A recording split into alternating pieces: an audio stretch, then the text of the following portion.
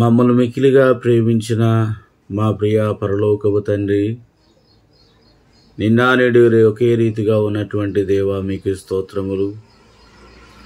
వాగ్దానం ఇచ్చి నెరవేర్చువాడ, అపనమ్మకస్తుల మాయడుల నమ్మకమున దేవుడుగా ఉండి అనుదినం మీ కృపా వాత్సలతో తృప్తిపరుస్తున్నటువంటి వాడా, నీకే స్తోత్రాలు.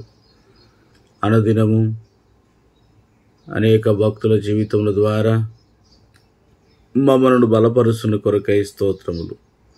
ఈ దిన దైవ మర్మములు ఆగస్టు 9వ తేదీ నాడు మా కొరకు సిద్ధపరిచిన ఆత్మీయ సందేశము ద్వారా మమ్మల్ని బలపరచుము, ధైర్యపరచుము. నీ మహిమార్థం కొరకే జీవించుటకు మాకు కృప చూపించమని ప్రభు అయిన యేసుక్రీస్తు వారి నామం పేరిట ప్రార్థించి వేడుచున్నాము తండ్రి, ఆమేన్.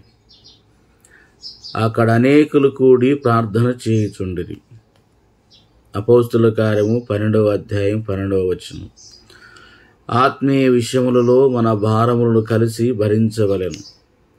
మన భారములను పంచుకొని మనమందరము కలిసి ప్రభువును చేపట్టవలెను. స్వతంత్రముగా పనిచేయవలని మనసు గలవారై అనేకులు తమ పరిచర్యను ఆశీర్వాదను పోగొట్టుకొనిరి. దానియేలు తన స్నేహితుల సహాయమును కోరెను. దానియేలుకు కలలో వాటి భావమును చెప్పు వరము కలదు. ఆయా సందర్భంలో అనేకులకు వారి కలల భావమును దానియేలు వివరించి చెప్పియుండెను. అనేక పర్యాయములు అనేకులు వారి కలల భావను తెలుసుకొనుటకై దానియేలు తన వద్దకు వచ్చి ఉండవచ్చును. ఆయనను ఈ సమయంలో దానియేలు తన 3 స్నేహితులతో కలిసి ప్రార్థించెను. వారందరూ కలిసి ప్రార్థించుట ద్వారా ఈ పరిచర్యలో పాలిభాగస్తులైరు. వారి వరములు వేరువేరుగా ఉన్నను దేవుని పనిలో వారందరూ సమాన భాగమును పొందిరి. నీవు జయించువాడగా ఉండగోరినచో ఇతర సహవిశ్వాసుల ప్రార్థన సహవాసం కోర్టులో వెనుకంజ వేయకుము. నీ కష్టములు వారితో చెప్పుము. నీ కొరకే ప్రార్థించమని కోరుము. నీవు వారితో కలిసి ప్రార్థించుము.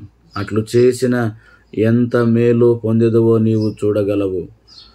రాజ్యమంతంతయు కల్లోలముగా ఉండినను అందరి హృదయములు భీమత్సములైనను వీరు 4 చలింపక నిర్భరులై ఉండిరి. దేవుడు వారిని నశింపచేయడను విశ్వసించిరి. అట్లే మన జీవితంలో ఎన్ని ఉపద్రవములను ఎదుర్కొనవలసినను చలించరాదు. ప్రభు మనల్ని కాపాడగలను నమ్మవలెను. అట్టి కృపను దేవుడు మనకు అనుగ్రహించునుగాక.